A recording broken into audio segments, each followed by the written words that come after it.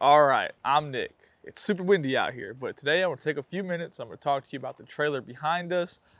Ideally, the audio works out wonderful. There's no issues.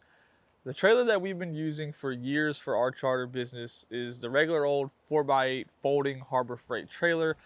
When the coupons come out, they're like 250 bucks. Now, the Florida Department of Transportation, which we'll refer to as FDOT from here on out, did stop or prevent the sales of this trailer in the state of Florida because they were saying the tires were going to go bad at like 800 pounds or 500 pounds of weight at 80 miles per hour or some nonsense. Okay, you're putting kayaks on it, so you're never going to reach that amount of weight. The most weight I've ever put on this trailer is just over 500 pounds, okay? And I've towed it all over the place. I've towed it down I-10 to Tallahassee at 80 miles per hour a number of times. Never had an issue. We have two of those. I built the first one roughly 4 years ago, and the second one probably 3 years ago. We use them every day all summer. Have traveled all over the place with them without any issues. The way you get around the FDOT regulations, now obviously you probably can't purchase this trailer in Florida anymore brand new, but there are some on Marketplace and other places for sale. All you do is you take a screwdriver and a hammer and you knock the VIN plate off. You walk into the DMV and you go, hey, I got a home custom built trailer. I want to register it. All you need to give them is the weight. You can use the spec sheet on harborfreight.com. I think it tells you it weighs roughly 150 pounds or something like that, but you should look it up.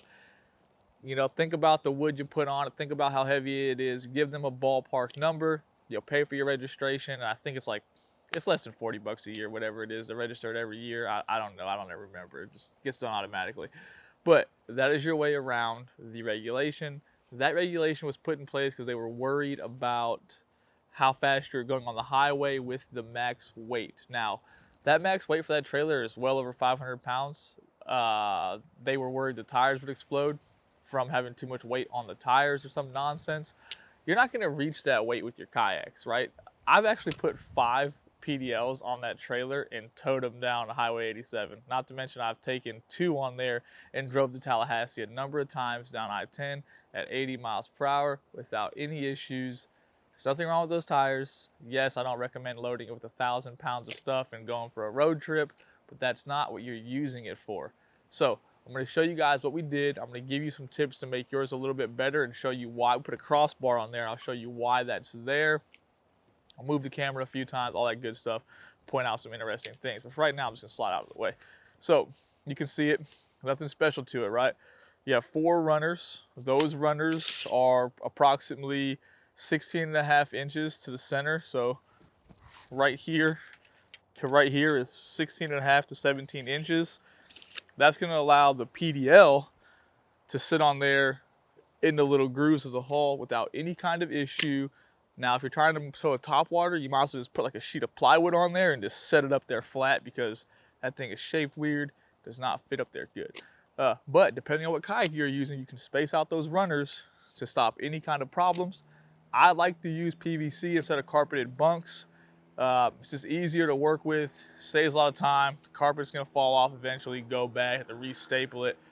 This is easy, okay? So to do it, you're gonna need 4, 5, 6, 7 2x4s. Those 2x4s are approximately 90 inches long. The PVC is a little bit longer. We'll move and see that in a minute. But the most important thing to look at is this crossbar. You got this bar that runs the length of the trailer and bolts in here, and you got another bolt down there. That's gonna give you support on this crossbar here. So you're just pretty much building the support system. 1, 2, there's another one that comes across in the front, and then you place your runners on top of that, and that stops you from having any weight issues or breaking in the middle. Now, I'm gonna pull the camera off. We're gonna go for a walk, have a look.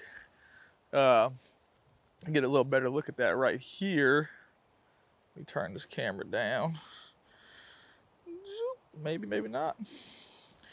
All right, so get you a little different angle. We use these little 45-degree angles. I'll show you in a minute how I load the kayak. You can see they've been hitting here for years, right? The kayak comes up, you just push it, slides right on without any kind of issues. The light kit we have on there now is not the stock light kit. It went bad, so I bought these Malone light kits for the kayaks, like 50 bucks, but they do a fantastic job. They're LEDs.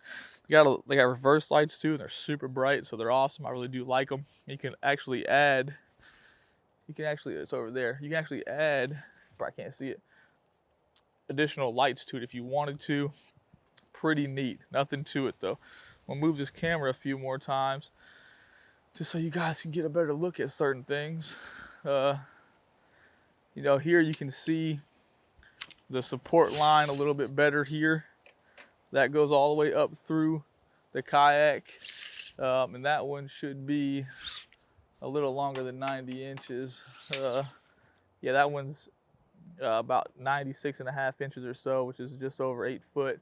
So obviously you're gonna need to get 10-foot 2x4s to do this. Not a big deal. The rest of them, fail. The rest of them could be 8 feet though. And then, you know, after that one's in place, just to support the weight, you don't want these crossbars to snap in the middle because of the weight of the kayaks. Then you put this crossbar here, which gives you up to this support here. Can you see? Let's see, you can't see in there. I'll show you in a second. Let's move this. If you look real close in here, that is how everything is held together. It goes into this little plate that comes with the trailer. So you have to put a small little 6-inch or 8-inch 2x4 here, which is going to change how high this is. It's important. You just screw into that crossbar, then you install your runners. Obviously, you install your wood first. You drill your wood into these guys, so it's mounted here and it's mounted down there. And then you guys can see these holes right here. These holes, they're just like pilot bolts, right? So underneath it, what you do is you drill it out, and then you put a bolt through there. I prefer to use, this is 4-inch PVC, right? Prefer to use the 4-inch PVC because the 3-inch PVC is kind of small, and that makes your curve smaller. This makes your curve bigger. Standard bolt, put a washer on there. The washer will actually bend and form to the PVC. Then you just drill straight through, hammer it down so it clears the wood, and then put a nut on the bottom and you're good to go. Really not much to it, man. You can save a lot of money. I probably have 400 bucks in this trailer, which is about 150 bucks in PVC. I obviously put end caps on this, you know, down here, and then I put the rounded flat end caps up here, which I just wanted to look a little bit nicer, just so they rounded off and there was no sharp edges to gouge the kayaks. It's pretty simple, not much to it. You can see, let's see here, we're gonna walk around. You guys get a view of the whole kayak trailer. See if we can get a little better lighting. Lighting's kind of crazy out here.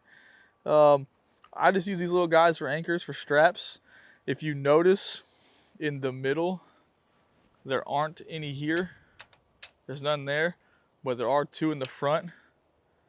And that, I usually only strap the kayaks down in the front, okay? Unless I'm going on a long road trip, then I'll strap them together.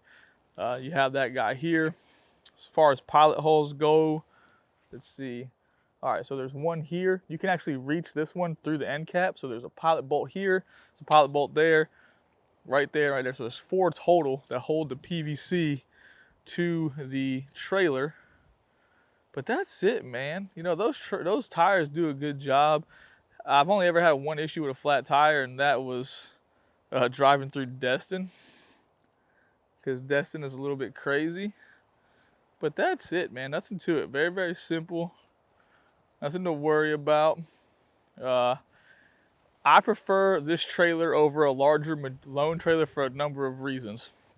One reason, it fits in my kayak. It fits in my garage without any kind of issues. I can put it in my garage. I have nothing to worry about. Super, super simple. We'll move this back over here. I'll bring all this stuff back up where it was. But it fits in my garage without any kind of issue.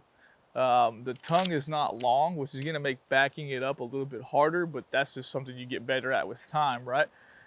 But it fits in the garage. I can close the garage door. I can leave, you know, 2 kayaks on this one, 2 kayaks on the other trailer, and have no issues in the garage all year, right? So I have 4 kayaks on trailers ready to go every morning.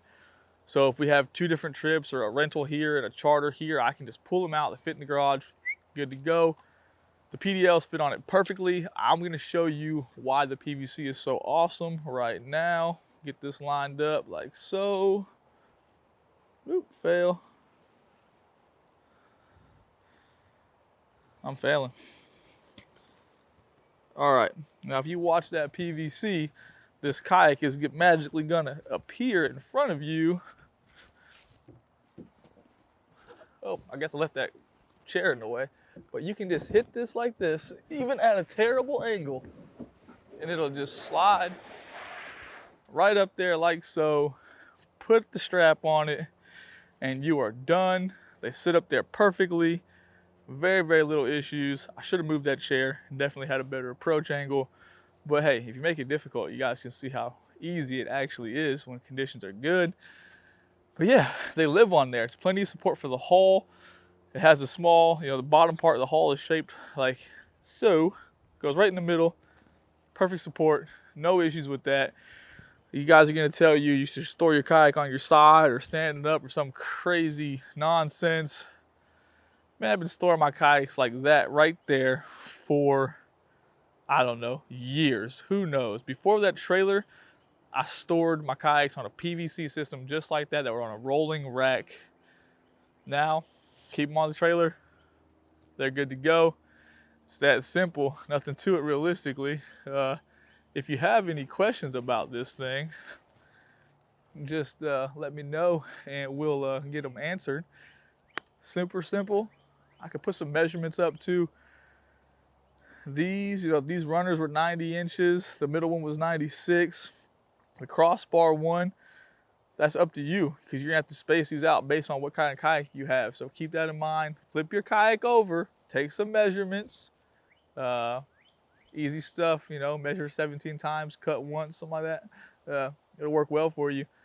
And that's that. That's a look at the trailer, just a quick glance. If you want me to go in more depth on how to build it, or someone has one and you want me to build it for you and video it, we can make all that happen if you really, really need it. That's it. Any questions, let me know.